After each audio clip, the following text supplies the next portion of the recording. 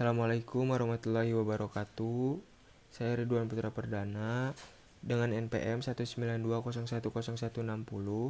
Di sini saya akan mempresentasikan dengan judul Peran UNICEF dalam menangani child trafficking di Indonesia. Latar belakang. Perdagangan anak adalah salah satu bentuk perekrutan, perpindahan, serta pengiriman orang yang bertujuan untuk eksploitasi dengan cara penipuan, kekerasan, dan pemaksaan. Anak-anak dipaksa menjadi pekerja seks, diperbudakan, serta penjualan organ tubuh. Bisnis perdagangan anak dianggap bisnis yang sangat menguntungkan.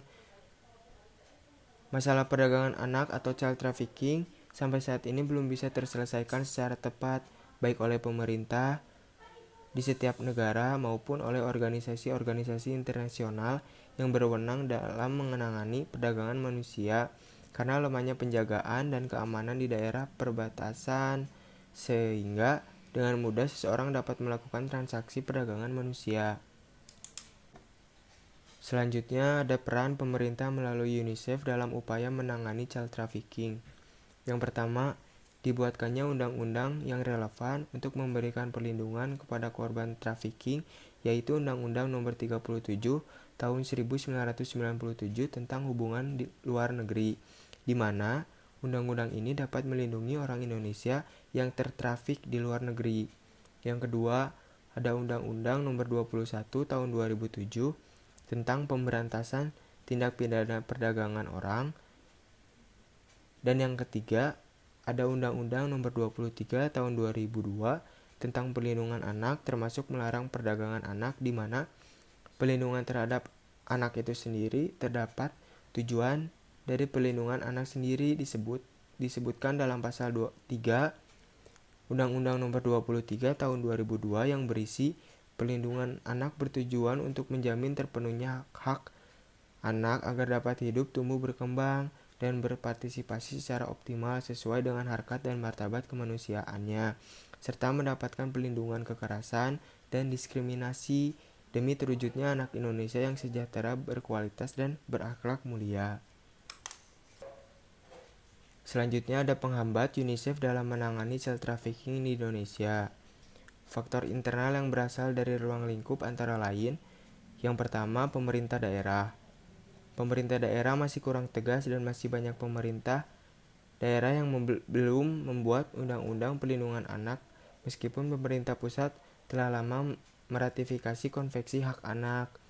Yang kedua ada aparat keamanan. Kurangnya tindakan aparat keamanan dalam menanggulangi child trafficking karena aparat keamanan lebih fokus kepada isu-isu yang terkait dengan korupsi, narkoba, dan isu-isu lainnya. Yang ketiga ada letak geografis. Telah diketahui, di Indonesia berada di wilayah yang strategis dan Indonesia memiliki banyak perbatasan dengan negara-negara lain, sehingga hal ini yang menyebabkan sulitnya UNICEF melakukan perannya dalam mengurangi angka child trafficking di Indonesia. Yang keempat ada lembaga hukum Indonesia masih disibukkan dengan kasus-kasus tentang korupsi dan kasus internal lainnya, sehingga masalah yang dihadapi anak masih belum bisa diprioritaskan dan diabaikan oleh hukum di Indonesia. Yang kelima, masyarakat. Dalam hal ini, faktor masyarakat sangat mempengaruhi masih banyaknya perdagangan anak di Indonesia. Selanjutnya ada kesimpulan. Yang pertama, child trafficking adalah isu global yang sulit untuk diselesaikan baik oleh pemerintah, negara-negara yang ada di dunia, maupun organisasi yang khusus menangani masalah child trafficking ini.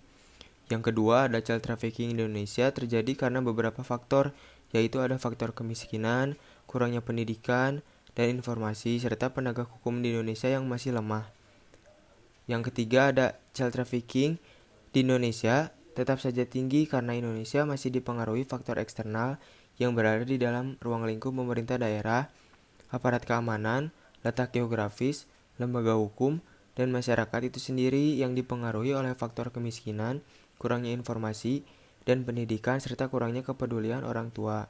Yang keempat, ada pemerintahan Indonesia harus memberikan ketegasan dalam memberikan izin untuk pergi ke luar negeri, terutama jika ada yang ingin memaksulkan dokumen, meningkatkan ekonomi, dan membuat program dan inisiatif di luar negeri untuk membantu mengintegrasikan pemulihan para korban, serta para aparat lembaga hukum juga konsisten dalam menangani kasus perdagangan anak dengan memprioritaskan penanganan dan memberikan hukum bagi terdakwa.